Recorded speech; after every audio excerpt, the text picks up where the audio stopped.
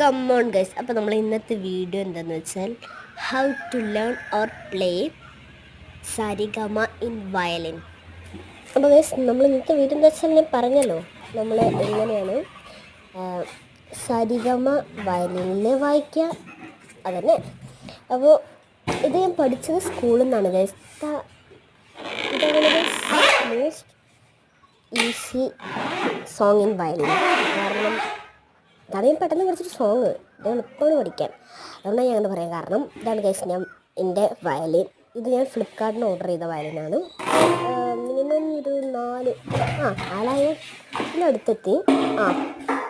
അപ്പോൾ ഗൈസ്, ഇനി നമുക്ക് മെയിൻ സംഭവമാണ് നമ്മൾ ബോളിൽ നമ്മളിനി റസിൻ തേക്കണം. നമുക്ക് ഈ ബോളിൽ റസിൻ തേക്കണം. റസിൻ എത്ര തേക്കണം എന്നൊക്കെ ചോദിച്ചാൽ അത് കറക്റ്റൊന്നും അറിയില്ല, അത്യാവശ്യം തേക്കാം നമുക്ക്. ഇത് നമ്മളിത് വായിച്ച് കഴിഞ്ഞ് വയലിൻ എടുത്ത് വെക്കുമ്പോൾ നമ്മൾ അതിൻ്റെ സ്ട്രിങ്സൊക്കെ തുടച്ച് വെക്കണം. അതിൽ ജസ്റ്റ് പൊടിയൊക്കെ ഉണ്ടാകും, നമ്മൾ തുടച്ച് വെച്ചിട്ട് വേണം എടുത്ത് വെക്കാൻ. എന്നാലേ നമുക്ക് പിന്നെ എടുക്കുമ്പോൾ നല്ല രീതി കിട്ടത്തുള്ളൂ.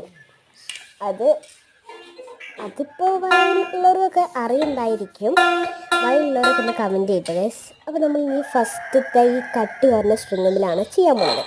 ഇത് എളുപ്പം ഞാൻ പറഞ്ഞല്ലോ.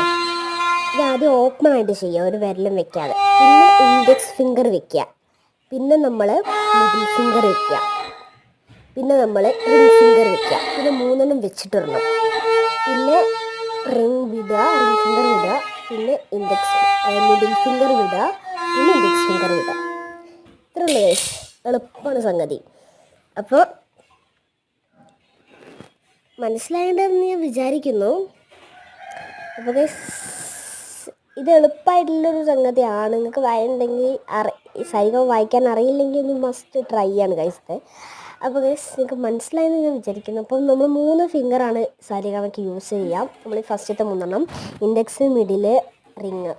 അപ്പോൾ ഞാൻ ഒന്നും കൂടെ കാണിച്ചു തരാം.